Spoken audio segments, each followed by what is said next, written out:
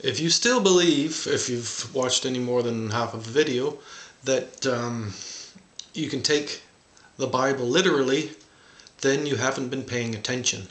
And paying attention is one of the best investments and one of the cheapest investments to having a brain that works. So pay attention and see if we can get your brain working.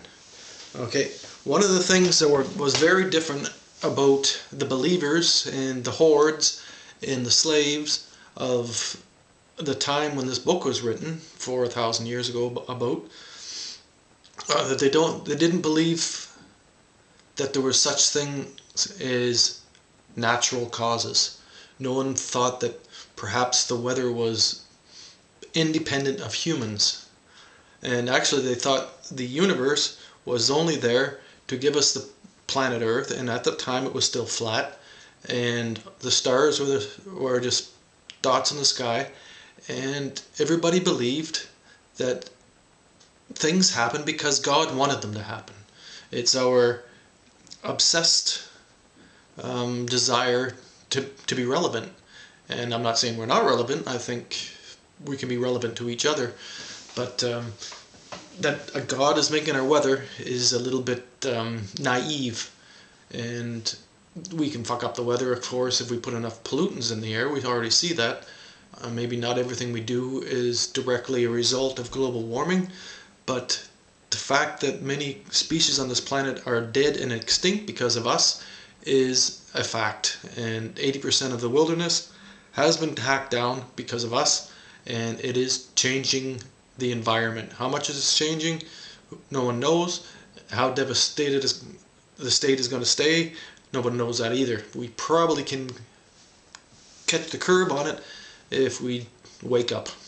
Okay, let's get to verse 6. All the livestock of the Egyptians died.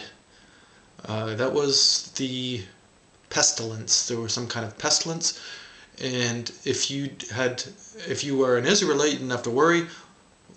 They apparently had their own livestock, even though they were the slaves, and none of their animals were affected, but all the animals of the Egyptians were dead by this pestilence, some kind of a disease. Okay, that's to get us warmed up for chapter 9. Verse 8, each of you take handfuls of soot from the kiln. So as Moses and Aaron take handfuls of soot from the kiln, and the kiln could have been for making metal swords, who knows, but apparently it wasn't very good stuff, because they threw it up in the air, their handfuls, 2 handfuls, 4 if you got 2 people, 4 hands, okay, and boils on all the men, on every human, and of course only the Egyptians, the Israelites, were hanging out somewhere else at the time, I guess, and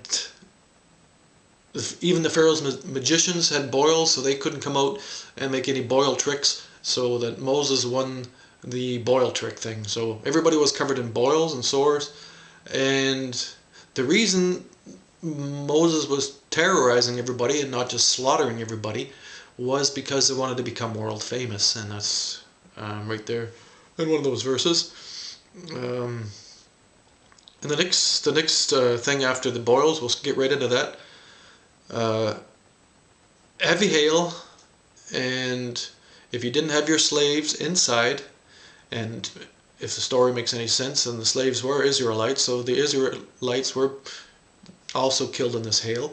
Any of the slaves that were left out by the Egyptians, and all the animals, which were already dead at least twice, maybe 3 times, because the disease killed every animal of the Egyptians, but now we've got hail that's killing the animals again, so it's impossible to take this literally, and it's been written so that it's impossible to take this literally, so we have to see what it possibly means, and more than anything it means we shouldn't be worshipping the book.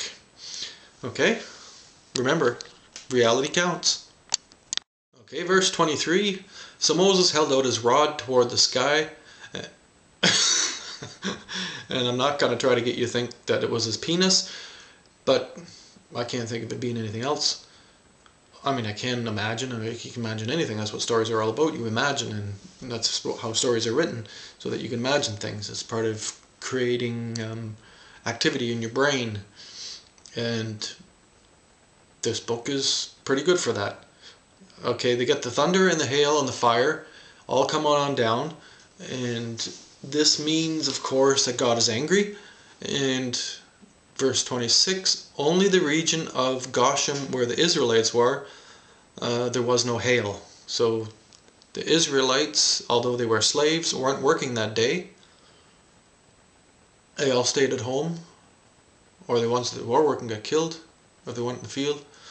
I mean, the mathematics of this is just completely atrocious. Verse 29, so that you may know that the earth is the Lord's. Okay, the reason we have catastrophe is because the earth belongs to the Lord. That's the logic.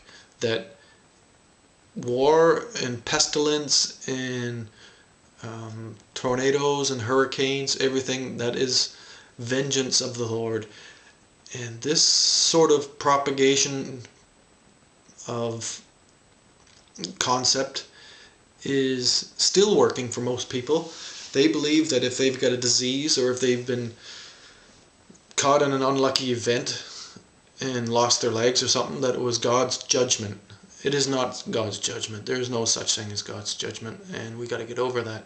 And I'm going to keep on going until, well, until people stop believing in the bloody Bible. And we'll get to chapter 10 real soon. But if you don't believe this, if you don't believe me, then you probably don't believe the Bible, which is very good. Have a wonderful day. If you're still a believer, keep working at it. There is help.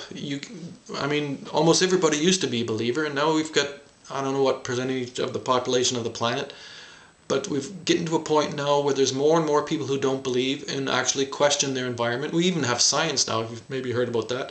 And we've realized that there are weather systems and things happen, but it's not a personal attack on you. It's an event, and you're not being punished by God if something bad happens.